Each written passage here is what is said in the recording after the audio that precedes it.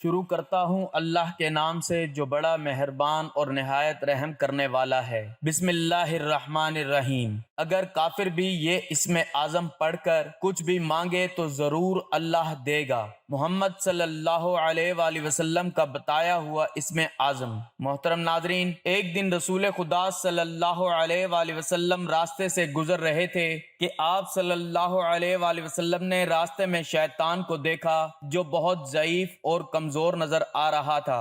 تو آپ صلی اللہ علیہ وآلہ وسلم نے اس سے پوچھا، تمہاری یہ حالت کس وجہ سے ہے؟ اس نے عرض کی کہ اے اللہ کے رسول صلی اللہ علیہ وآلہ وسلم، آپ کی امت کے ہاتھوں ذلیل اور رنج میں مبتلا ہوں۔ تو آپ صلی اللہ علیہ وآلہ وسلم نے پوچھا، میری امت نے ایسا کیا کیا ہے؟ شیطان کا جواب آیا کہ رسول خدا صلی اللہ علیہ وآلہ وسلم، آپ کی امت کی کچھ خصلتیں ایسی ہیں جن کو برداشت کرنے کی مجھ میں طاقت نہیں ہے۔ نمبر 1، جب بھی ایک دوسرے سے ملاقات کرتے ہیں سلام کہتے ہیں، ایک دوسرے کا مصافحہ کرتے ہیں۔ نمبر 2، جب بھی کوئی کام کرنا چاہتے ہیں تو انشاءاللہ ضرور کہتے ہیں۔ نمبر 3، اپنے گناہوں پر استغفار کرتے رہتے ہیں، آپ پر درود و سلام بھیجتے ہیں جب آپ صلی اللہ علیہ وآلہ وسلم کا نام سنتے ہیں۔ نمبر 4، ہر کام کی ابتدا بسم اللہ سے کرتے ہیں۔ بسم اللہ شریف کی ہر نیک کام سے قبل پڑھنے کی بہت اہمیت و برکات ہیں۔ یہ اللہ کی آخری کتاب قرآن کریم کا جوہر ہے جو کسی دل میں اتر جاتی ہے تو گھر کر لیتی ہے، پھر اس میں کسی اور شے کی گنجائش نہیں رہتی، اور جو رفت، راحت، برکات اور عظمت اسے عطا ہے کسی دوسرے عمل کو نہیں۔ اس میں جلال ہے اور ہیبت بھی، قدرت اور عزت و منزلت ہے تو قوت و جبرت بھی۔ بسم اللہ کی بے کے نقطے کی برکت سے فیض کے چشمے ابلتے ہیں اور اللہ کی ہر مخلوق خاکی ہو یا آبی، نوری ہو یا ناری، فیض یاب ہوتی ہے۔ جب یہ نازل ہوئی تو شیطان نے اپنے سر پر خاک ڈالی اور اس پر پتھر برسائے گئے۔ اللہ رب العالمین نے اپنی عزت و جلالت کی قسم کھائی کہ جس کام میں میرا یہ برکت والا نام لیا جائے گا برکت ہوگی، جس بیمار پر پڑھا جائے گا شفا ہوگی، جو اسے پڑھے گا جنت نصیب ہوگی۔ ایک حدیث میں اللہ کے محبوب پاک صلی اللہ علیہ وآلہ وسلم نے حضرت ابو ہریرہ رضی اللہ تعالیٰ عنہ سے فرمایا کہ اے ابو ہریرہ، جب تم وضو کرنے لگو تو بسم اللہ کہہ لیا کرو، کیونکہ نگہبان فرشتے جب تک تم فارغ نہ ہوگے برابر تمہاری نیکیاں لکھتے رہیں گے یہاں تک کہ تم وہ وضو مکمل کر چکو۔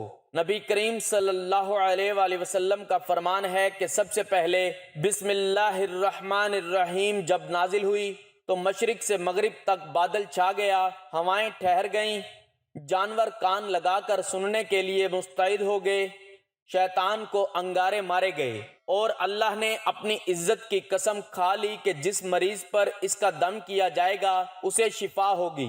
جب قیامت کا دن ہوگا اور اس امت کے اعمال تولے جائیں گے تو ان کی ایک ایک رکعت دوسروں کی ہزار ہزار نیکیوں سے بھی بڑھ جائے گی، جس پر لوگ تعجب کریں گے تو ان سے کہا جائے گا کہ ان لوگوں کی نماز میں بسم اللہ تھی۔ ایک اور حدیث میں اللہ کے پاک نبی صلی اللہ علیہ وآلہ وسلم نے ارشاد فرمایا کہ ہر وہ اچھا کام جو بسم اللہ سے شروع نہ کیا جائے وہ بے برکت ہوتا ہے۔ آپ سرکار صلی اللہ علیہ وآلہ وسلم نے فرمایا کہ کوئی شخص اس کاغذ کو جس پر بسم اللہ لکھی ہو اگر پڑھا دیکھے اور اللہ کے نام کی عظمت کے خیال سے اٹھائے تو اللہ اس کو صدیقوں میں لکھتا ہے اور اس کے والدین سے عذاب کم کر دیتا ہے اگرچہ وہ حد سے بڑھنے والوں میں ہوں۔ حضرت عبداللہ بن مسعود رضی اللہ تعالیٰ عنہ سے روایت ہے کہ سرکار دو عالم صلی اللہ علیہ وآلہ وسلم نے فرمایا کہ جو شخص بسم اللہ الرحمن الرحیم پڑھے گا تو اللہ کریم اس کے ہر حرف کے بدلے 4000 نیکیوں کا ثواب لکھے گا اور 4000 خطاؤں کو معاف فرمائے گا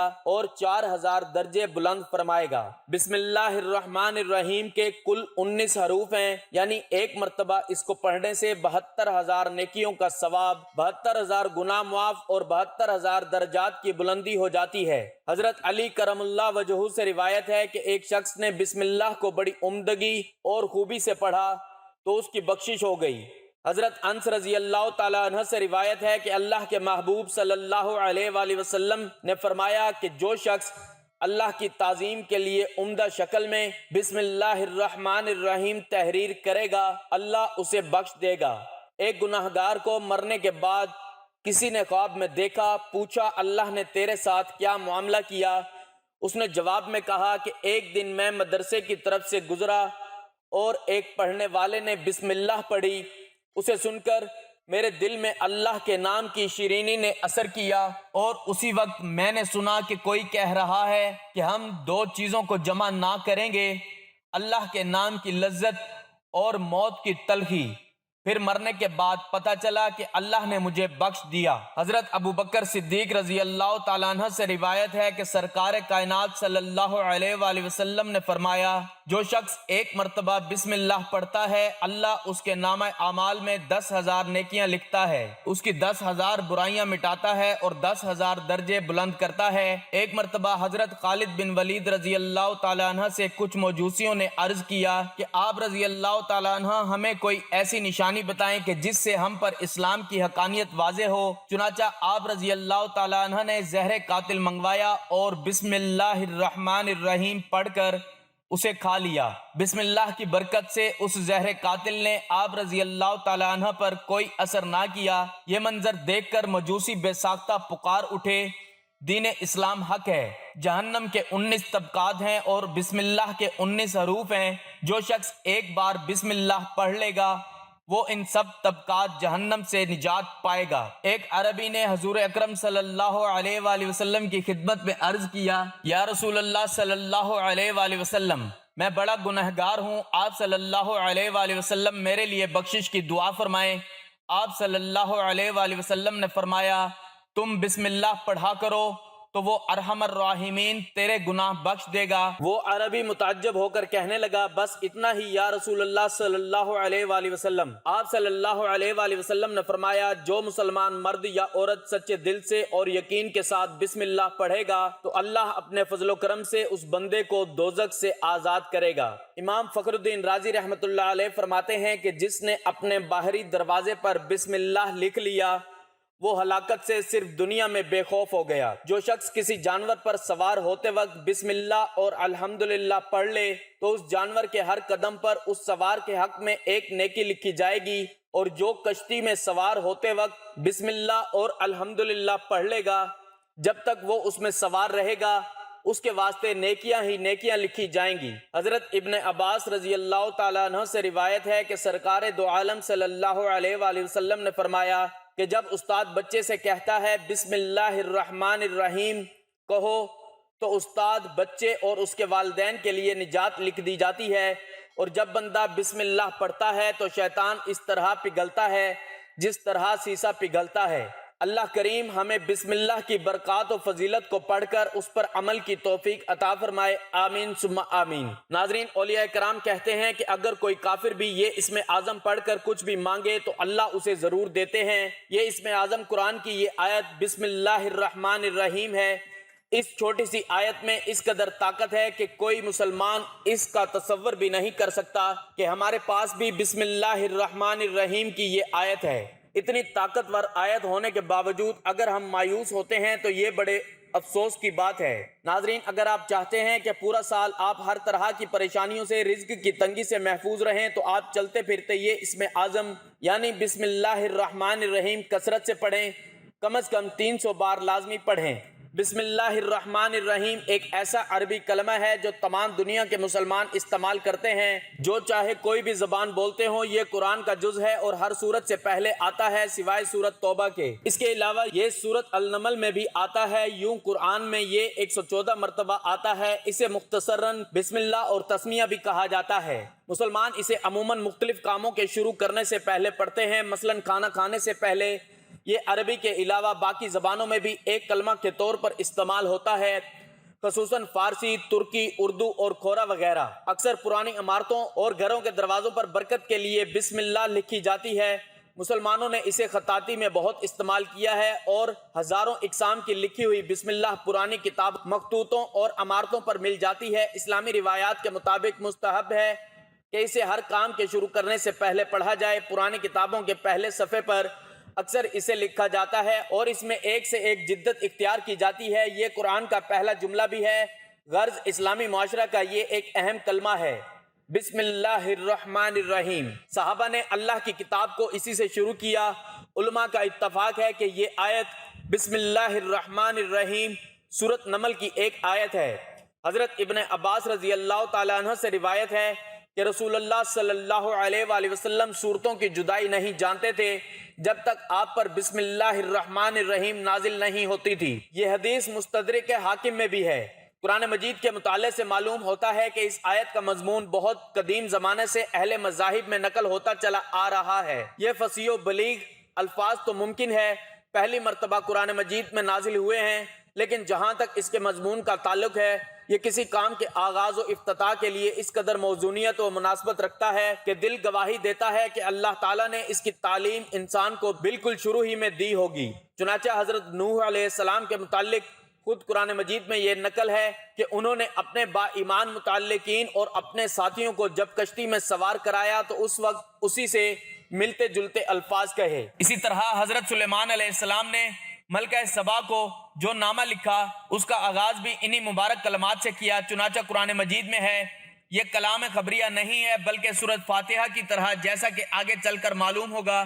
یہ دعا ہے ایک سلیم الفطرت آدمی کے دل کی، یہ ایک فطری صدا ہے جو ہر قابل ذکر کام کرتے وقت اس کی زبان سے نکلنی چاہیے۔ اسی فطری صدا کو وحی الہی نے الفاظ کا جامہ پہنا دیا اور ایسا خوبصورت جامہ پہنایا کہ اس سے زیادہ خوبصورت جامہ کا تصور بھی نہیں کیا جا سکتا۔ کوئی کام کرنے سے پہلے جب یہ دعا ارادہ اور شعور کے ساتھ زبان سے نکلتی ہے تو اول تو پہلے ہی قدم پر انسان کو متنبہ کر دیتی ہے کہ جو کام وہ کرنے جا رہا ہے وہ کام بہرحال خدا کی نافرمانی اور اس سے بغاوت کا نہیں ہونا چاہیے، بلکہ اس کی پسند کے مطابق اور اس کے احکام کے تحت ہونا چاہیے۔ ثانیاً وہ اس دعا کی برکت سے خدا کی دو عظیم صفتوں رحمان اور رحیم کا سہارا حاصل کر لیتا ہے۔ یہ دونوں باتیں اس بات کی ضمانت ہیں کہ اللہ تعالیٰ اس کام میں اس کو برکت عطا فرمائے۔ اس کے اختیار کرنے میں اگر اس سے کوئی غلطی ہو گئی ہے تو اس کے وبال سے اس کو محفوظ رکھے، اس کو نبھانے اور تکمیل تک پہنچانے کی اس کو قوت و ہمت دے، شیطان کی چالوں اور فریبوں سے اس کو امان میں رکھے اور دنیا میں بھی اس کام کو اس کے لیے نافع اور برکت بنائے اور آخرت میں بھی یہ اس کے لیے رضائے الہی کے حصول کا ذریعہ بنے۔ جو کام اس دعا کے بغیر کیا جاتا ہے وہ ان تمام برکتوں سے خالی ہوتا ہے۔ اسی وجہ سے حضور نبی کریم صلی اللہ علیہ وآلہ وسلم نے فرمایا کہ جو کام بسم اللہ الرحمن الرحیم سے شروع نہ کیا جائے وہ بے برکت ہے۔ بسم اللہ کی یہ برکتیں تو ہر کام کے ساتھ ظاہر ہوتی ہیں، لیکن خاص قرآن کی تلاوت کا آغاز اس دعا سے کرنے میں کچھ اور پہلو بھی ہیں جو پیش نظر رکھنے چاہیے۔ ایک یہ کہ بسم اللہ الرحمن الرحیم سے قرآن مجید کی تلاوت کا آغاز کر کے بندہ اس حکم کی تعمیل کرتا ہے جو اللہ تعالیٰ نے پیغمبر اسلام سرکار دو عالم نبی اکرم صلی اللہ علیہ وآلہ وسلم کو بالکل ابتدائی وحی نازل کرتے وقت ہی دیا تھا۔ اقرأ بسم ربک الذی خلق، یعنی اپنے خداوند کے نام پڑھ جس نے پیدا کیا۔ دوسرا یہ کہ یہ مبارک کلمہ اس حقیقت کی یاد دہانی کراتا ہے کہ انسان پر اللہ تعالیٰ کا سب سے بڑا احسان یہ ہے کہ اس نے اس کو نطق اور گویائی عطا فرمائی جس کی بدولت وہ قرآن کی نعمت کا مستحق بن سکا۔ اس حقیقت کی طرف اللہ تعالیٰ کی صفت رحمان اشارہ کر رہی ہے جس کا اس آیت میں حوالہ ہے۔ ایک دوسری جگہ یہ بات تصریح کے ساتھ کہی گئی ہے کہ یہ اللہ تعالیٰ کی رحمانیت ہے کہ اس نے انسان کو پیدا کیا، اس کو نطق کی قابلیت عطا فرمائی اور اس کو قرآن کریم کی تعلیم دی فرمایا ہے۔ تیسرا یہ کہ یہ آیت نبی کریم صلی اللہ علیہ وآلہ وسلم اور قرآن مجید سے متعلق ایک خاص پیشن گوئی کی تصدیق کر رہی ہے جس کی سند پچھلے آسمانی صحیفوں میں موجود ہے۔ وہ یہ ہے کہ آپ کل کے خدا کو جو تعلیم دیں گے وہ اللہ کا نام لے کر دیں گے۔ حضرت موسیٰ علیہ السلام کی 5ویں کتاب میں یہ الفاظ وارد ہیں۔ چوتھا یہ جس طرح قرآن مجید خدا کی صفت رحمانیت کا مظہر ہے اسی طرح اس کی صفت رحمانیت ہی ہے جو قرآن کے فتح باب کی کلید ہے۔ اسی سے اس کے بندے دروازے کھولیں گے، اسی سے اس کی مشکلات آسان ہوں گی اور اسی کے سہارے وہ کجی و گمراہی اور نفس اور شیطان کے دھوکے سے محفوظ رہیں گے۔ اس آیت میں اللہ تعالیٰ کے ناموں میں سے 3 کا ذکر آیا ہے، اللہ، رحمان، رحیم۔ کون گناہ گار ہے، کون نیک، کب کس کو توبہ اور مقام عشق نصیب ہوتا ہے یہ اللہ ہی جانتا ہے۔ وہ چاہے تو بخشش کے سبب پیدا فرما دیتا ہے۔ بزرگان دین کی بہت سی کتابوں میں ایسے واقعات درج ہیں جب اللہ نے گناہوں کی دلدل میں دھنسے لوگوں کو راہ ہدایت بھی دی اور اپنا ولی بنا لیا۔ 9ویں صدی کے مشہور بزرگ حضرت بشر ابن حارث المعروف بشر حافی رحمت اللہ علیہ کے ساتھ بھی کچھ ایسا ہی ہوا تھا۔ انہیں یہ مقام بسم اللہ کا احتراف کرنے پر نصیب ہوا تھا۔ حضرت ابو تیمیمہ اور حضرت غوث اعظم رحمت اللہ علیہ آپ رحمت اللہ علیہ کے اس مقام پر فخر کرتے تھے۔ حضرت امام احمد بن حنبل رحمت اللہ علیہ جیسے بڑے اللہ والے اکثر ان کی خدمت میں آیا کرتے اور اکتساب فیض پاتے تھے۔ اولیاء اللہ میں انہیں خاص مقام حاصل ہے۔ روایات میں آتا ہے کہ ان سے سوال کیا گیا کہ تمہاری ابتدائی حالت کیا تھی، کیوں کر تمہارا نام ایسا روشن ہے جیسا کہ انبیاء کا ہوتا ہے؟ کہنے لگے یہ اللہ تعالیٰ کا فضل ہے، میں ایک چالاک آدمی تھا، عصبیت اور فقر کا عادی تھا۔ ایک دن میں شراب کے نشے میں دھت تھا اور چلتا جا رہا تھا، راہ میں ایک پرچہ دکھا جس پر بسم اللہ الرحمن الرحیم لکھا ہوا تھا۔ میں نے اسے صاف کر کے جیب میں رکھ لیا، اور ان دنوں میرے پاس صرف 2 درہم تھے، ان کے سوا میرے پاس کچھ نہ تھا۔ ان کا عطار کے یہاں عطر خرید کر اس پرچے پر ملا، اس پرچے پر ملا۔ جب رات کو سویا تو میں نے خواب میں ایک بزرگ کو سنا جو مجھے پیغام دے رہے تھے کہ اللہ کی جانب سے انہیں ہدایت دی گئی ہے کہ وہ ان تک یہ پیغام پہنچائیں کہ اے بشر، تو نے میرے نام کو خوشبو سے مہکایا ہے، ہم بھی تیرا نام دنیا اور آخرت میں خوشبودار اور مشہور کریں گے۔ اسی طرح کا ایک اور واقعہ حضرت منصور ابن عمار رحمت اللہ علیہ کے ساتھ پیش آیا اور بسم اللہ شریف ان کی توبہ کا سبب بن گئی۔ بیان کیا جاتا ہے کہ انہوں نے راستے میں ایک پرچہ پایا جس میں بسم اللہ الرحمن الرحیم لکھا ہوا تھا۔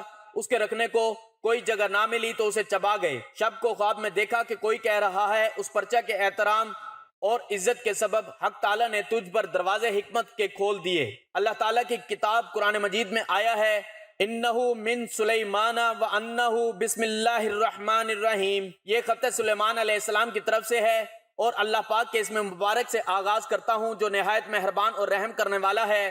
حضرت سلیمان علیہ السلام نے اپنے خط کا آغاز اللہ تعالیٰ کے بابرکت نام سے ہی کیا۔